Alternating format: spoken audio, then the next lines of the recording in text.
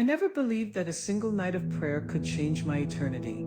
I wasn't prepared for what happened on that quiet evening in March of 2017. I had knelt down to pray just like I had done many times before, but this time something was different. As I whispered my last words of prayer, I suddenly felt the air shift around me, heavy and overwhelming. My eyes were closed, but I saw a brightness that pierced through the darkness of my room. Then I heard a voice, not from this world, saying, "Come, I will show you what many refuse to believe." And in an instant, I felt my spirit leave my body. I didn't die, I wasn't asleep, but I was no longer bound to the four walls of my room. Angels stood on either side of me, their presence more terrifying than beautiful. And they said, "You must see this, and you must tell others." That night, I was taken to see suffering souls in hell. Before I go any further, I want to take a moment to thank every single one of you who is part of this community. Truly, you are not just viewers, you are family. Your encouragement, your prayers, and your comments have been a source of strength, not just for me but for thousands of others who come here searching for truth, hope, and answers. I especially love reading where everyone is watching from. It amazes me to see people from Africa, America, Asia, Europe, and so many other places gathering here together. This shows me how real God's hand is, bringing people from every nation into one place to hear His message. So, as you listen to this testimony, please type in the comments where you are connecting from. Your words may inspire someone else to keep going, to keep believing, and to return. My name is Sarah. I grew up in a Christian home, but to be honest, I was never truly serious about God. I went to church because my parents expected me to, and later in life because it was simply part of the culture around me. I knew the songs, I could quote a few Bible verses, but deep down my heart was far from Him. I considered myself a good person. I wasn't into drugs, I didn't drink heavily, I wasn't out partying every night. Compared to some of my friends, I thought I was doing well, but what people couldn't see was the war inside of me. My private life was very different from the image I presented on Sundays. I battled secret sins, things I never confessed out loud. Pride, unforgiveness, jealousy, bitterness. I carried wounds from my past, and instead of surrendering them to God, I hid them behind a smile. For years I carried the pain of rejection. Growing up, I often felt like I wasn't enough.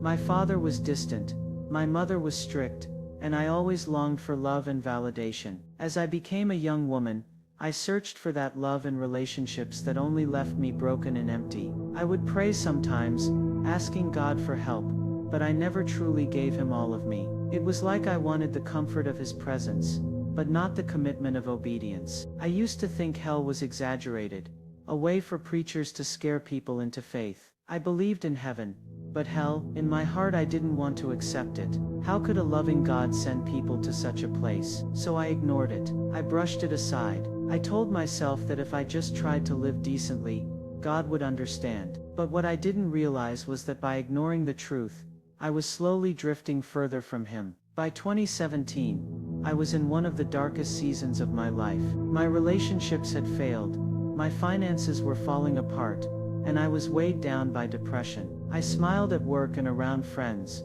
but at night I cried myself to sleep. I was tired of pretending. I started withdrawing from people, isolating myself, drowning in shame and unanswered questions. It was in this brokenness that I turned to prayer, not out of devotion, but desperation. I remember that evening so clearly. I had been carrying so much pain in my heart. I was tired of pretending to be strong. I closed the door of my small bedroom, knelt beside my bed, and whispered, "God, if you're real, I need you to show me. I can't keep living like this." I didn't know it then, but that prayer was the beginning of everything. It wasn't fancy, it wasn't filled with big words. It was raw, it was real, it was the cry of a broken daughter who had run out of strength. And heaven heard me. That night, in the silence of my room, I was about to encounter something I never thought was possible. A vision so real, so terrifying that it would shake me to my very core. For the first time in my life, I was about to come face to face with the reality of eternity, and the souls who... It was late that night when everything happened. The room was quiet, too quiet. I had just whispered my final words of prayer, begging God to show me if He was real, if He was truly with me. I felt drained, exhausted from crying, my face still wet with tears.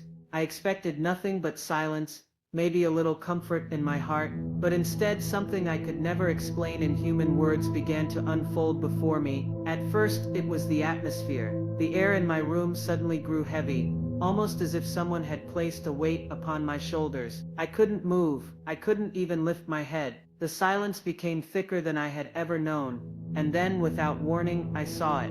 Though my eyes were closed, a light brighter than the sun pierced through the darkness. It wasn't the kind of light that hurts your eyes. It was holy, overwhelming, and alive.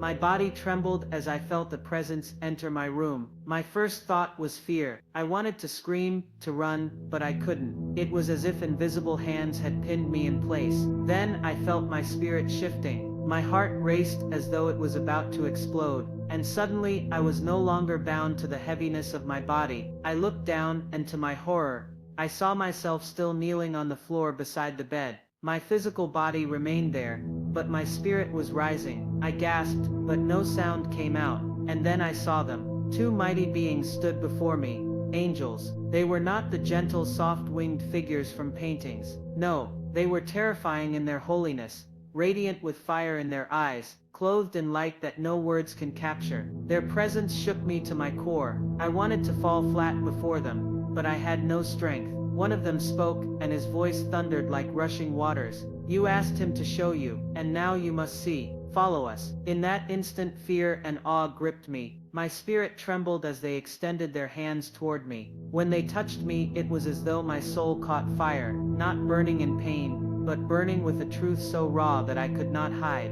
Every secret sin, every hidden thought, every scar of unforgiveness flashed before me like lightning. I wept, but my tears fell into nothingness. Before I could gather myself, the room around me began to melt away. The walls, the bed, the lamp, all of it faded as if being erased by an unseen hand. Suddenly I was standing in darkness, an endless void, silent yet alive with unseen movement. My heart pounded as a cold wind swept past me. I clung to the angels, afraid to let go. And then I heard it, distant at first, but growing louder with every moment. Screams, not one, not two, but millions. Cries of agony that pierced through the darkness and shook my soul. The angel looked at me and said, "This is what many deny. You must see it, and you must tell them." The next step I took would lead me into a vision that would forever change how I see life, eternity, and the souls around me. The screams grew louder. At first they echoed faintly through the vast darkness, but now they roared like waves crashing against the shore of eternity. I covered my ears, but it didn't stop. The cries pierced deeper than sound. They pierced my soul. They were cries of pain, regret, and endless torment. The angels held my arms firmly as though they knew I would collapse. My legs felt weak, trembling under the weight of what I was hearing. Suddenly the ground beneath me cracked open. Flames shot upward like volcano eruptions, and a stench unlike anything I had ever known filled the air. Sulfur, burning decay, and something far worse, the smell of hopelessness. The angel said, "Be strong, you must see this."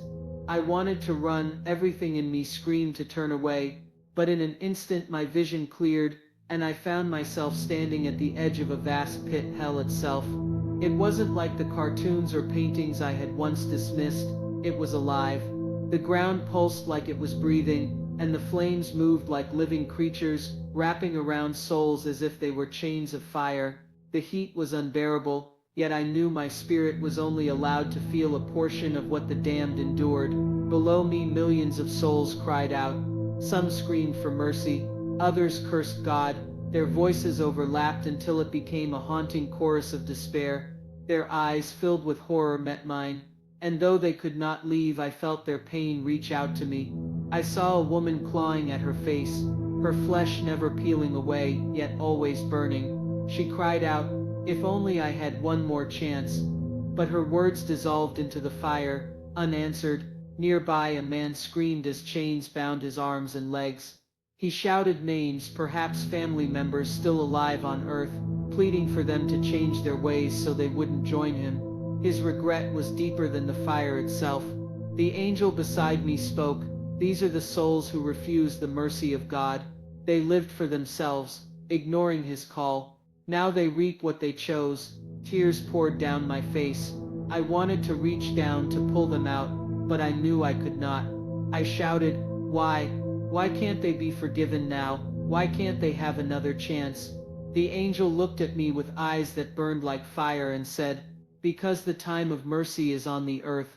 After death comes judgment." Hebrews 9:27. Here there is no turning back. As we moved deeper, I saw horrors I can hardly speak of.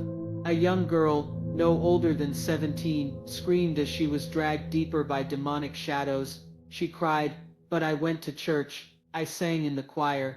Yet her life had been filled with hidden rebellion. She never gave her heart fully to Christ. The demons laughed as her cries filled the pit. Another man, dressed in a suit, shouted in anger. He had been a respected leader on earth, known for his wealth and influence. But here, all titles were gone. His riches had turned to ashes. He wailed, "I thought success was enough. I thought I didn't need God." His pride now chained him in eternal regret. The flames shifted, and I saw people I never expected, ordinary souls, neighbors, co-workers, faces that looked familiar. They weren't murderers or criminals. They were everyday people who lived good lives, but rejected Christ. Their goodness could not save them. Only the blood of Jesus could, and they had refused it. One soul looked straight at me and screamed, "Warn them, please. Tell them not to come here. Tell them this place is real." His voice echoed with such desperation that I nearly collapsed.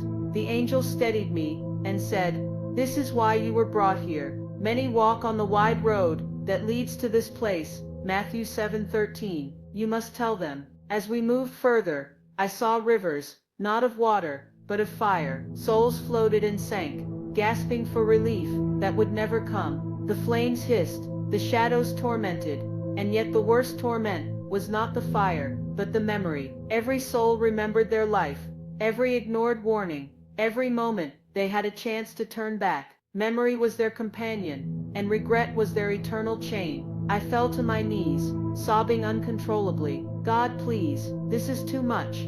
Why did you show me this?" The angel spoke softly now, though his voice still carried authority. "Because you prayed and asked if he was real. Now you know, he is real. His mercy is real, but so is his judgment. You must carry this testimony, for many will not believe until they hear." At that moment, I understood something I had ignored my whole life. Hell is not a place prepared for man. It was prepared for the devil and his angels. Matthew 25:41. But when people reject God's gift of salvation, they choose the same destiny. It wasn't God's cruelty that led them here. It was their own choice. The flames roared louder, the souls screamed higher, and the angels lifted me away from the pit. My heart shattered into pieces. I would never see life the same again. As I stood trembling at the edge of that fiery abyss, I felt like my soul would shatter under the weight of what I had seen. My tears would not stop. Every cry from the pit, every pleading face, every echo of regret was carved into my heart. I whispered through sobs, "God, I can't take this anymore. Please, take me away." The angels who had been so firm and unyielding now looked upon me with a gentleness I cannot describe. One of them stepped closer and placed his hand over my shoulder. At that touch, a wave of strength flowed through me. Not strength of my own, but strength to stand in the presence of eternity. He spoke with a voice that was both thunder and comfort. "Daughter, the Lord has shown you this because you asked him to reveal himself. He has answered your cry. What you have seen is not to destroy you, but to awaken you, and through you, awaken many others. You must tell them. Tell the living that this place is real. Tell them his mercy is still calling. Tell them Jesus has paid the price so they do not have to come here." I wept bitterly. My knees buckled, and I cried out, "But Lord, who am I to speak? I am weak, I am sinful, I am nothing." The angel lifted my chin with his hand and said, "It is not by your strength, it is not by your righteousness, it is not by your righteousness, it is by his mercy. You have been spared, not because you are worthy, but because he is full of love and grace. Go and warn them, for time is short." Suddenly the pit began to fade from view. The screams grew distant. The fire dimmed, and the suffocating stench gave way to a fragrance I cannot describe, sweet, pure, heavenly. It was as though the darkness itself was being pulled back, and light broke through like the dawn. The angels held my arms as I felt my spirit begin to descend. The sensation was like being carried on wings of peace. The fire was gone. The cries were gone. All I felt was an overwhelming weight of God's mercy pressing upon me. Then I heard a voice, not from the angels, but from above. It was a voice that shook heaven and earth, yet filled me with indescribable love. It said, "Tell them, my mercy is still available, my blood still speaks, but many are asleep, and many are walking blindly toward destruction. Warn them, their time is short, their souls are precious to me." And with that I felt myself rushing back into my body. My eyes flew open. I was back in my room, still kneeling by the bed. My cheeks were soaked with tears, my hands trembling, my chest heaving as if I had run a race. But one thing was certain, I would never be the same again. When I opened my eyes that night, I was not the same woman who had knelt down to pray. Something inside me had died, and something new had been born. The fear of hellfire was burned into my soul, but so was the overwhelming weight of God's mercy. I no longer looked at life the same way. The things I once chased, comfort, entertainment, approval from people, suddenly felt so small, so empty. My heart beat with only one question: Lord, how do I live so I never go back there? And so I can warn others before it's too late.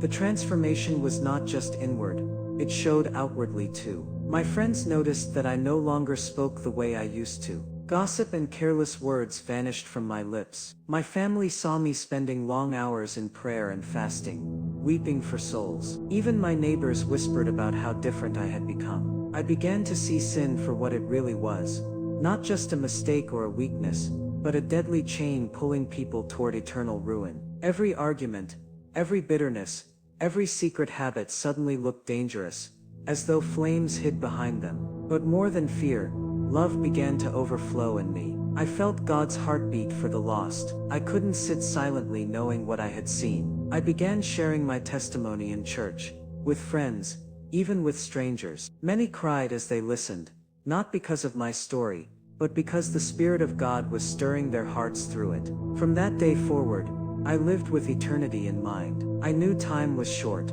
and every soul was precious to God. My mission was clear: warn them, love them, and lead them to Christ before it is too late.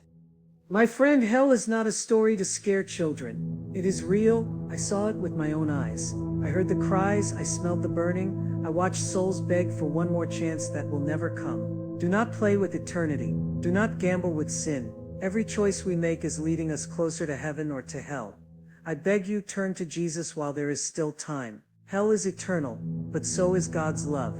The choice is yours, but the time is short. Not play with eternity. Hell is eternal, but so is God's love.